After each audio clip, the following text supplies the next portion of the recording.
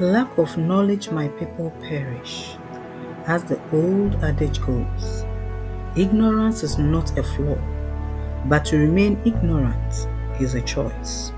We all have to learn and grow. Many people are exploited because they don't know their worth, their rights, or the values of their contributions. They are taken advantage of by those who know more, who understand the game, and who use that understanding to serve their own interests. Ignorance is costly. It can rob us of our potential, our dreams, and our future. None of us are born knowing everything. Life is a journey of learning. The real danger lies not in what we don't know, but in refusing to learn. Curiosity is our compass, guiding us to new knowledge and better choices. Embrace it and let ignorance be the beginning of your quest for wisdom, not the end.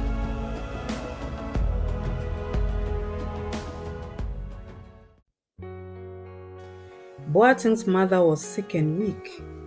She coughed, her face pale and marked with the signs of a hard life. She could barely keep her eyes open, but her thoughts were on her son, Boateng, her only child. He meant everything to her, but each day it got harder for her to take care of him.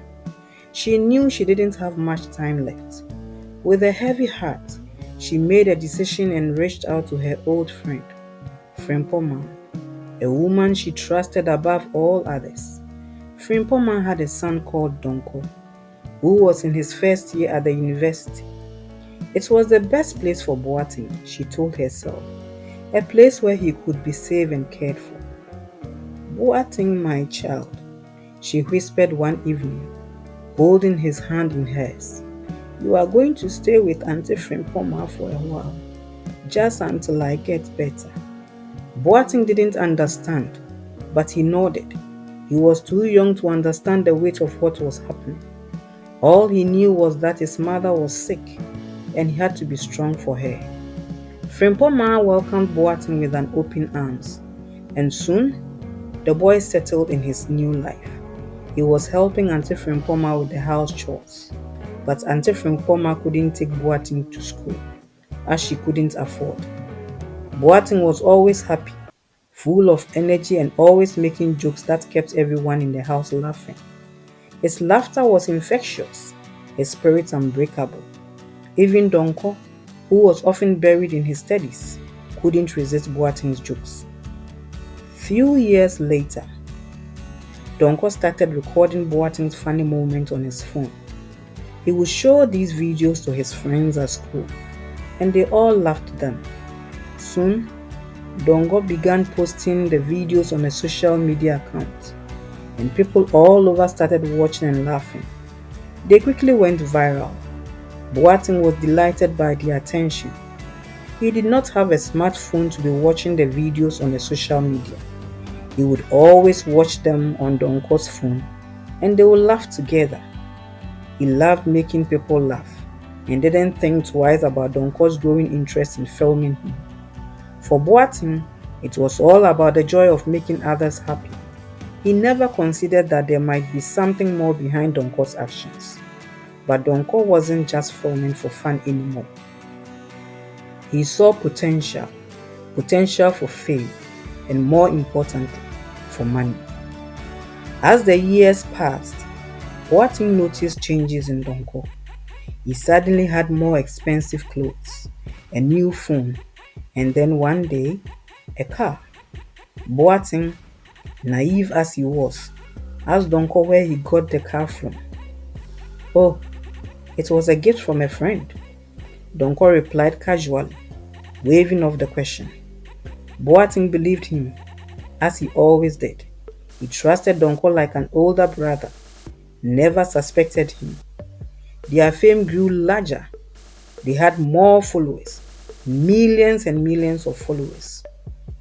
They were also invited to perform at events, where Donko would always handle the negotiations and money.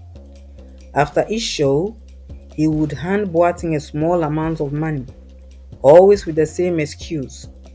This is all we got, brother. people still don't pay much for comedies here. And Boateng, having little idea about how these things work, as innocent and trusting, believed him. He was just happy to see people laugh, to bring joy to others. The recognition was enough for him. One day, they were invited to perform at the birthday party of a president in a neighboring country. It was a grand affair, filled with the elites of society. After the performance, the president invited them to his office. While they were waiting to be called, Donko told Boateng that the president only wanted to see one of them. Since Boateng couldn't read or write, he asked Donko to go in. Inside, the president handed Donko a thick envelope filled with cash, $10,000. Donko accepted it with a smile, all the while thinking of the lie he would tell Boateng. When he returned, he gave Boateng only $200, saying that the president gave him $500, so that was his share. Boateng didn't question it. He trusted Donko like a brother. He was even happy with the money. Months passed, and their fame continued to soar.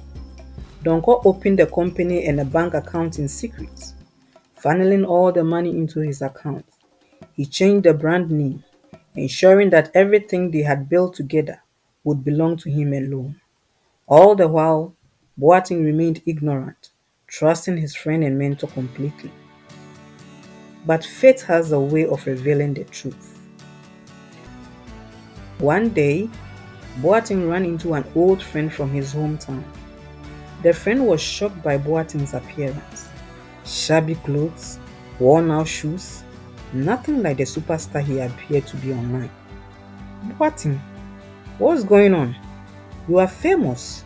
You should be living like a king, not like this. His friend said, concerned. Boateng sighed, repeating the lies he had been fed with. Oh, we are just gaining popularity for now. The money will come later. His friend frowned. What do you mean popularity? With the followers and views you guys have, you should be making a fortune. You have millions and millions of followers. Boateng's heart skipped a beat. What do you mean? The friend showed him an app, explaining how much content creators could earn from social media. With the number of followers and views they had, just one channel could bring in over $100,000 a month. To Boateng's surprise, the friend also revealed that they had 5 channels, meaning they were making a huge amount from each channel. The truth hit him like a tidal wave. All this time, Donko had been lying to him, stealing from him. Rage boiled in Boateng's chest, and for the first time, he confronted Donko. But Donko, ever the manipulator, denied everything, saying social media doesn't pay. Donko quickly got a lawyer to draft a contract, trapping Boateng in a legally binding agreement that stripped him of any rights to their shared success. Donko lied to Boateng, saying that some companies wanted to pay them for their comedy and they needed to sign a contract. Not knowing what was in the contract, Boateng happily appended his signature.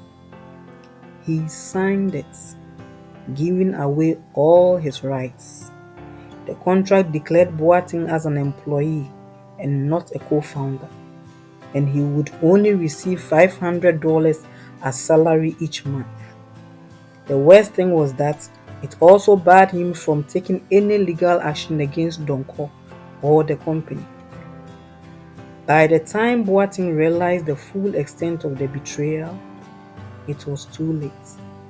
Donko had amassed a fortune, becoming a multi-billionaire with investments and companies around the globe. Boateng, on the other hand, was left with nothing but his shattered trust and broken dreams. Yet, despite all his wealth, Donko remained cruel and selfish, refusing to even care for his aging parents. His greed knew no bounds, and he continued to live in luxury while Boateng struggled to survive. Boateng's friend, Shocked and angry at what Boateng had ignorantly signed, hired a lawyer to help him fight back. When the judge asked who the rightful owners of the brand were, and if there was any signed agreement between Boateng and Donko as co-owners or partners, Boateng pointed to his friends and the social media presence they had built together. He argued that everyone who knew them back in the days could vouch for their partnership. However, in the eyes of the law, social media and word of mouth aren't enough. The court needed solid legal proof. Boateng had no documented evidence of any ownership or partnership in the business. Boateng came up with the jokes, which is not something that can be copyrighted. But Donko took those ideas, nurtured them, invested in them. He carried the financial risk and responsibilities, leaving Boateng with no legal claim to ownership, only an employee who agreed to a set salary. The case dragged on for years, but without substantial proof, Boateng's claim to ownership felt hopeless. The company was in Donko's name, and Boateng had signed away his rights willingly. There was nothing he could do. Defeated but not broken, Boateng made a decision. He would no longer live in ignorance. He enrolled in school, determined to educate himself and rise above the betrayal. It was a long and difficult journey, but slowly he began to rebuild his life. Years passed, and Boateng's hard work paid off. He gained knowledge, started new ventures, and built a life for himself. The scars of betrayals never fully healed, but they served as a reminder of the lessons he had learned. Ignorance is costly, but knowledge is power, and Boateng will never be powerless again.